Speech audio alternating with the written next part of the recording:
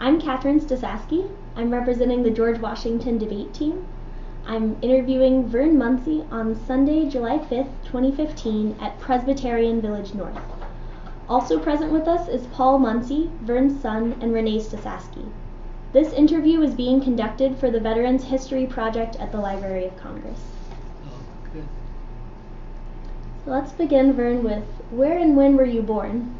I was born in February 25th, 1926. Where were you born? I was born in Royalton, Minnesota. It's a very small town. Who were your parents? My parents was Ira V. Muncy and Ruth B. Muncy. What were your parents' occupations? Farming. Really? Wow. Did you have any siblings? I had a brother, two brothers. Mm-hmm. What were their names? One name was Gerald Muncy. The other one was Hugh, H-U-G-H, Muncy. Did either of them serve in the military too? No. What were you doing before you entered the service?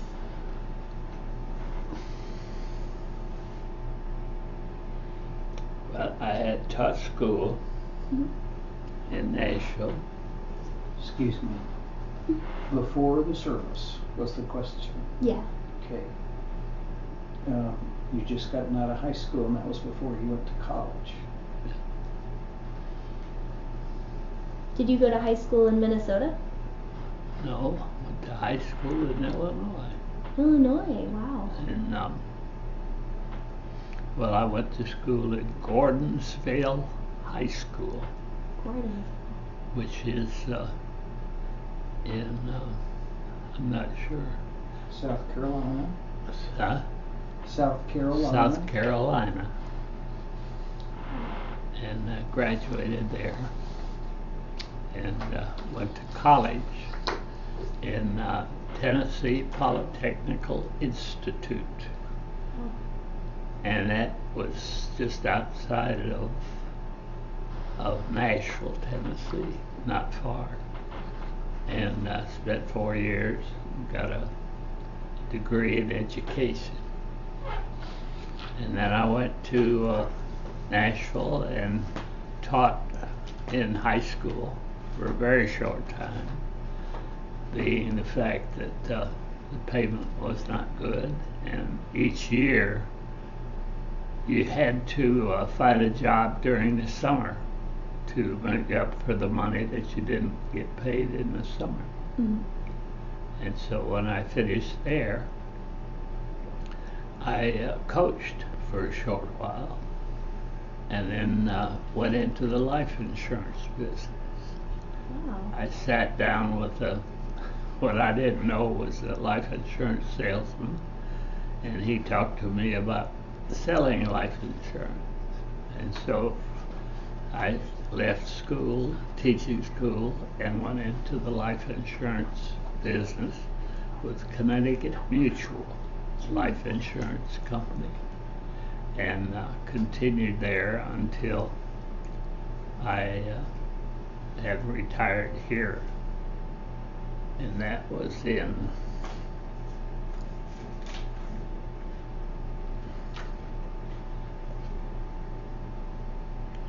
3/29 of 15. And my son made the wonderful arrangements to let me live here. And after my wife died, just over a year ago,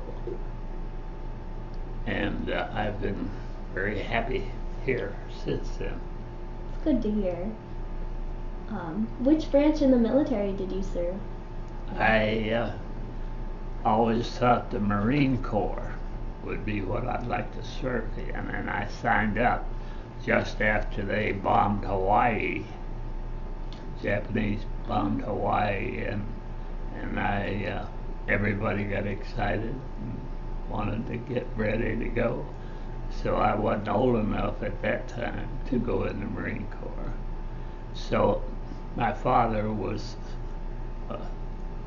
working on a large dam just south of Nashville.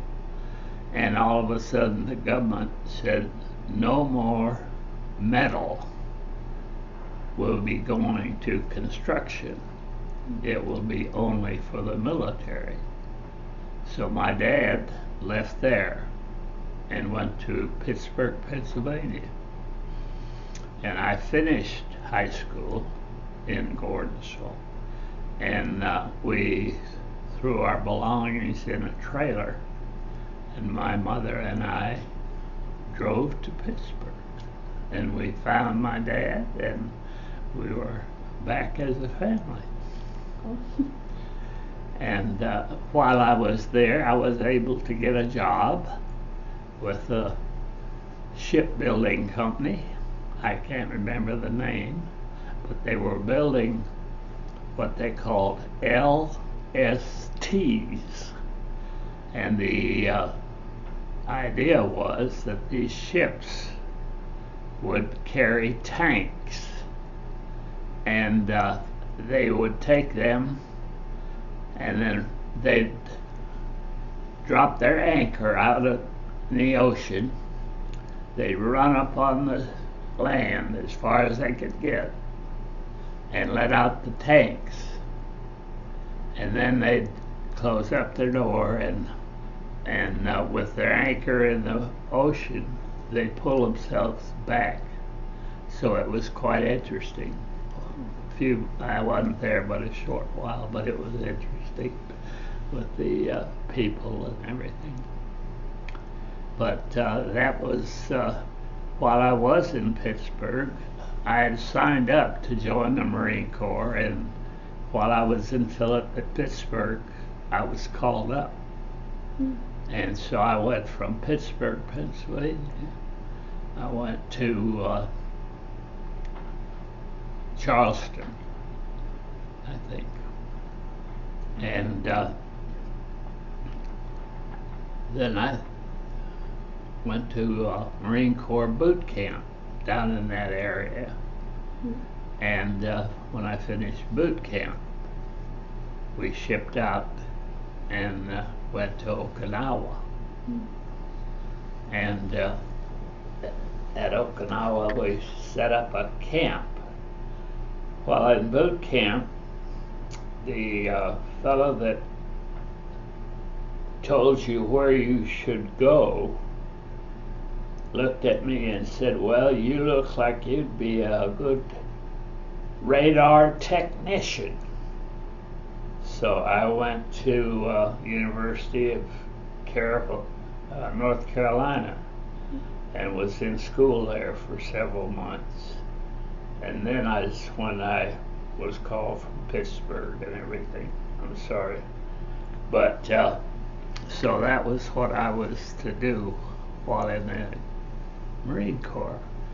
And so we got on Okinawa and we got on a hillside and we lined up all of the things that the Marines would be needing, like everything.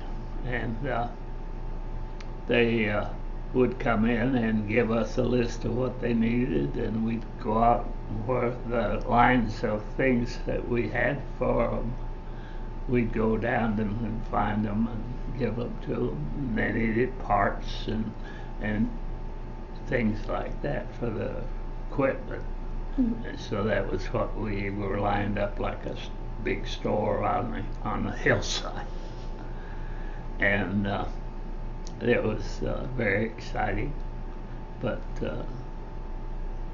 had no, well, as far as I'm concerned, had no danger.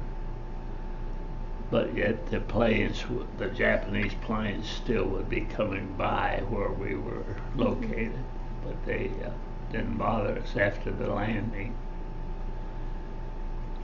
And then when the war got over, then I thought I'd be going home, but instead I was sent to China, because they wanted to get the Japanese out of China, who was in control of them up to that time. And so I spent that time in mostly just playing basketball, and then we played in the spring. That was in September, I think, that the war ended, somewhere along in there, and in 45. And in 46, I ended up in China, Tins in China. And we had a great baseball team, and we won the tournament among several other military teams that were there. So that was fun, and everything went well. And then I was discharged. Of course, they got us back to the States, and I was discharged, and since then I was selling insurance. I coached a couple of years. That boy, my mind is very poor. But anyway, I coached a couple of years, and then Nashville West High School. Nashville West High School, and taught there some too later on. And but when I went in the military, I went from Pittsburgh after I had moved up there with my father and mother, and they came back, and of course I went to where my folks were, out from Nashville. Let's talk. Dad grew up, his father was construction foreman building dams for the TVA in the late 30s, and so they moved around quite a bit in high school. He went to a number of different high schools in Tennessee and South Carolina. Gordonsville may even be in Tennessee, but that's where he grew up, in several different towns along the Tennessee River. But when we went to Pennsylvania, Mother and I, then that's how I got to Pennsylvania, to be with my dad before the war. And I got a job building ships, the LSTs they were called. Let's talk a little bit about your duties during wartime. Besides packaging supplies for the Marines, what were some of your other wartime duties that you performed while serving? What were some of the duties you were performing while you were serving in the Marines? Well, in this store we had, they'd bring in material they wanted, and we'd grab a Jeep and we'd go out through the different rows and find them something. And that was what kept us busy while we were there. You mentioned earlier going on guard duty. Would you mind telling a little bit about what that was like? Well, our store was, of course, not too far from the ocean, and the planes would come down and try to bomb things at Okinawa, the big island.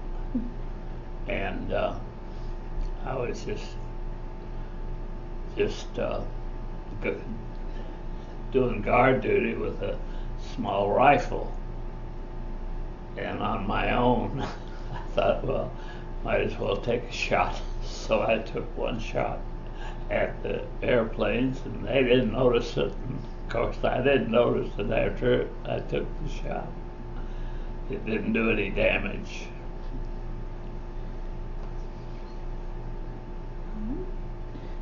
Dad, what about packing bags for the people who are going to be on Iwo Jima?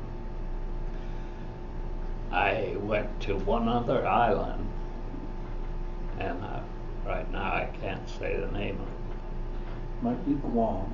Huh? You thought Guam. Guam, okay. Went to Guam, and our duties there were to put the sea bags of the soldiers that were getting ready to go to Iwo Jima. And from Guam, where did I go? I don't know. What? But I was discharged, shortly after the war was over. Went to China, and then from China, I went back to the U.S. and was discharged there. What kind of friendships did you form while serving, and with whom? Well, a whole lot of friends, because you're pretty proud to be with those guys. And we slept together, we ate together.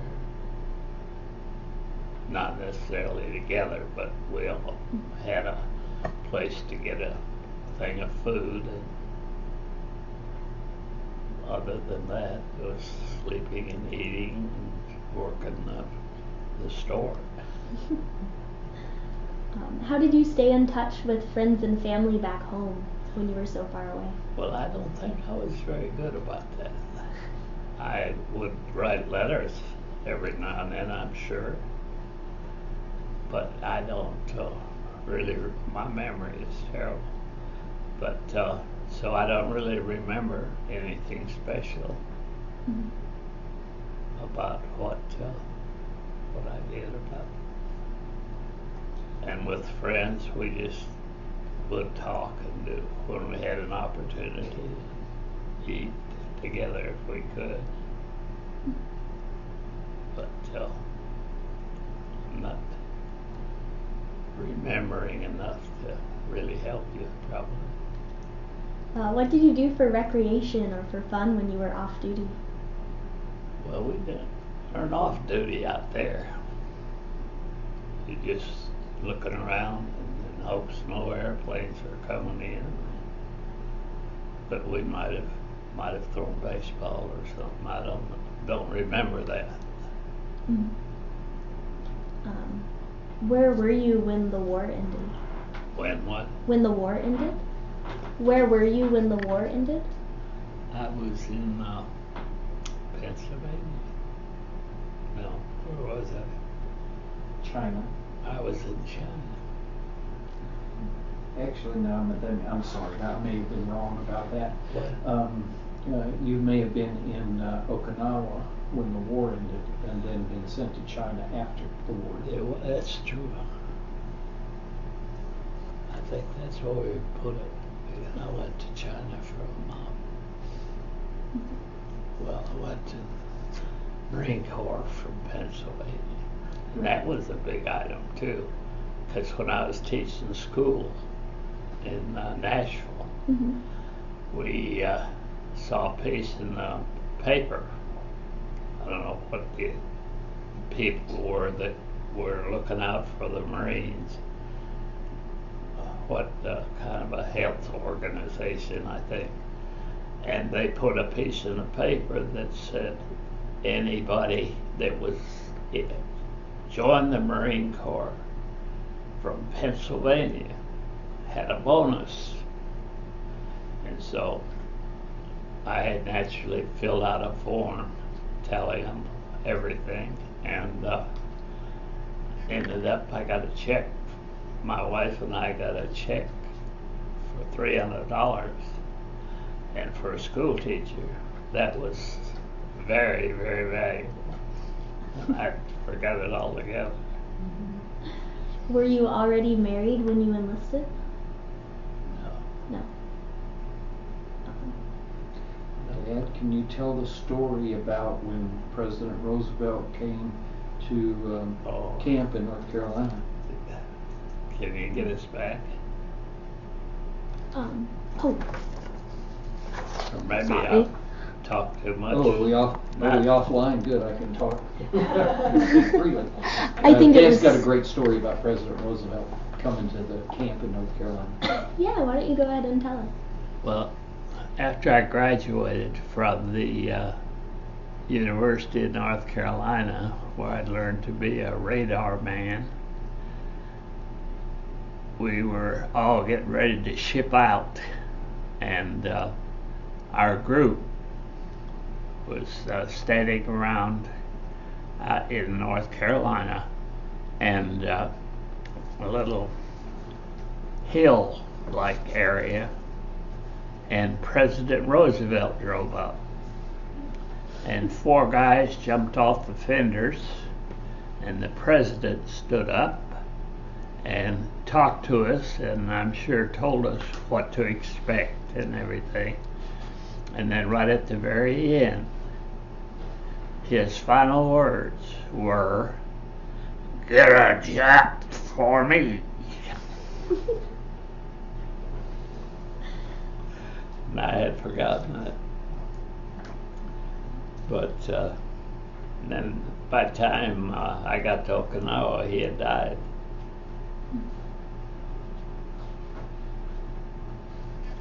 While I was still in the U.S. Because by the time I got to Okinawa, he had died. And President Roosevelt had died before I arrived in Okinawa. And then President Truman took over. And that was very close to the end of the war when he dropped his bombs. And we were all very pleased about that. And I thought I was going home, but I ended up in China for several months before I was sent home. Why don't you tell us a little bit more about your time spent in China? Well, I guess we had guard duty during the daytime. Mm-hmm. And it was very like just living at home. We could do pretty much what we wanted to because we weren't involved in the actual fighting or anything in China to run them out. They were pretty much gone by the time we got to China because it was after the war had gone on. Mm-hmm. So, but that was where all of the guys were anxious, and Chinese Chinaman that was part of a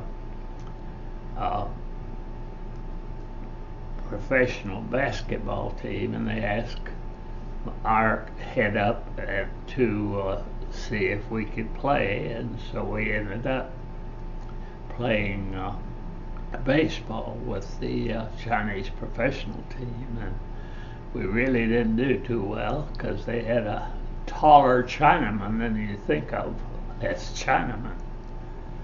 But when baseball came, we had a pitcher that was really a thrower, and extremely had a great fastball, and so our team got through it, and we ended a tournament among several other military teams that were also in China, and we ended up winning, so that was kind of fun. How did you return home after your time spent in China? What? How did you return home after your time spent in China? I'm sure on ships up through the north, because I know we came in up around Washington or something, and they got us back to Nashville. Can you describe the ride from the West Coast back to the East? The train ride, I believe you said. That was the worst possible trip. When we loaded up out west to come back to Nashville, they put us in a train that had four bunks on posts, and we slept in those, and that wasn't too good. And it was also in an old coal train, and every time we'd go through a tunnel on the way back, we'd get a whole lot of grit smoke coming into the train. And I remember one special time when I had just taken a shower and gotten all ready to live comfortably for a minute or two, and right then we went through a tunnel and got smoke and what would be coming off from the coal burning all over us. We had to go again, but we went through it very welcome. How were you received by your family when you came home? I don't know. What did I say, Paul? I think your family was glad to see you. Oh, they were glad to see me. And how did you readjust to civilian life after you returned home? Well, went to church regularly and taught school, and I can't really remember a whole lot. I remember going to see my brother Hugh in Waterloo, Iowa, and his wife was pregnant at the time, so she got a neighbor girl to come and kind of go around with me, and that's my wife right up there. Aww. And we finally ended up getting married. Had 3 dandy children. Son Paul, who's a doctor. Son Philip, who's an engineer with an airline company. And a daughter who is ACT, is that what it is that accountants are? AC? CPA. CPA. She was the CPA. My memory is still gone. And I think you went to college on the GI Bill, as I recall. Well, I told her I went to Tennessee Tech. Mm-hmm. Afterwards. After the war, yeah. Could be. On the GI Bill. And you also asked about him getting together with his friends, and he participates in the his 7th Field Depot reunion. They've had 30 of them so far, and he's been very regular about attending the reunions, and has hosted a reunion in Nashville a few years ago. The numbers are getting smaller, but that's on our schedule each year. We have 30 years. Since the war, the reunions have been regular for 30 times, and my fellows that I knew were falling each month that we had a reunion. And at the last reunion, I was one of 7 veterans of the Marine Corps that showed up. But all the families of or a lot of the families that had died, the families had been at reunions previously and enjoyed it. And still, there were several families. And this year, they have a family set up for Indianapolis, Yes, sir. and my son is taking care of it so that I can go to another Marine Corps reunion. Oh, it's exciting. I don't know whether anybody else is going or not. Philip, I think, may go. Barbara may go. Barbara's going to go. May go. Huh? May go. May go. Okay. But I kind of roundabout.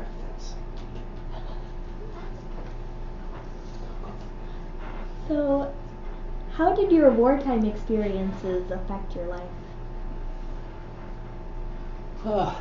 I can't think of anything at all except those reunions where I always look forward to them. What else has affected me? Well, I think, you and your brothers were the first ones to get college degrees, so it got you through college, I think.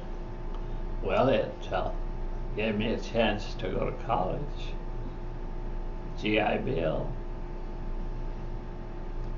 But through the years, Dad did not talk much about World War II until the last few years and started going to the reunions and stuff. So he didn't talk about it a lot as I was growing up in the 50s and 60s. What are do you remember any life lessons you learned from your days in the military service? Well, when they say, when you hear certain noises, you get off quiet. Airplanes, things like that. So anything that, when I'd hear something, I'd usually turn and look real quick to see what was there. But I can't think of anything special. How has serving in World War II impacted your feelings about the military and war in general? Well, I was perfectly happy in the Marine Corps. Mm-hmm. Of course, at the time I wouldn't have said that, I'm sure of that. But I'd rather be at home. What message would you like to leave for future generations who will hear this interview? Say it again. What message would you like to leave for future generations? Message. Message? Yeah. Oh.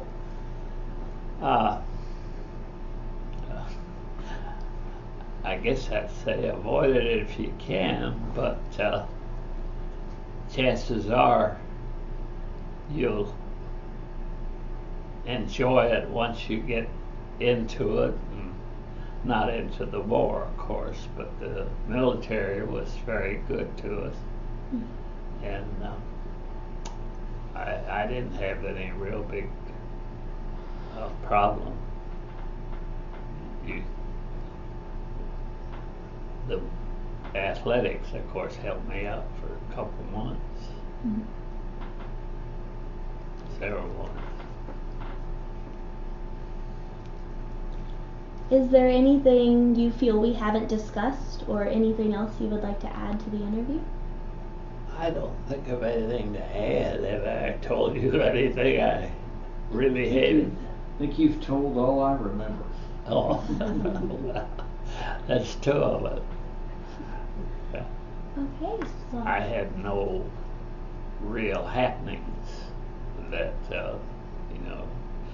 going to boot camp was a tough job because they have to make you a Marine, because military at the boot camp, there is nothing there. The Army is nothing, and anything else is nothing. It's Marine Corps.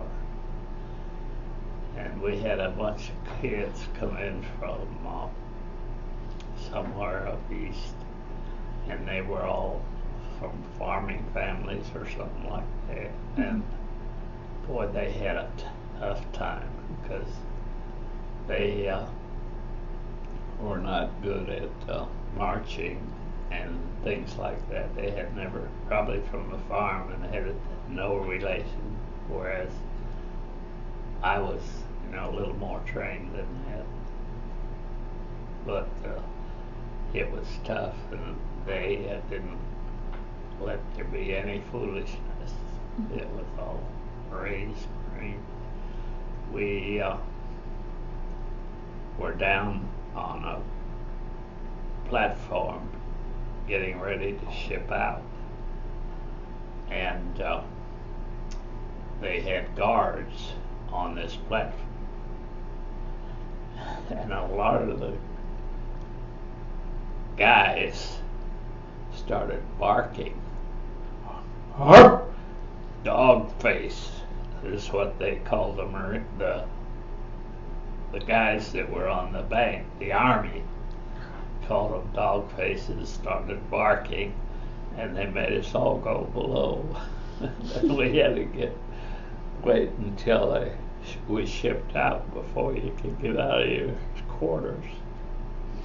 But that was just dumbness on their part, the ones that were barking. Forgot all that. Were you barking? Huh? Did you bark? No. I was pretty young at the time, and I was pretty good at doing what they said do, or try to do it. But I don't think of anything special.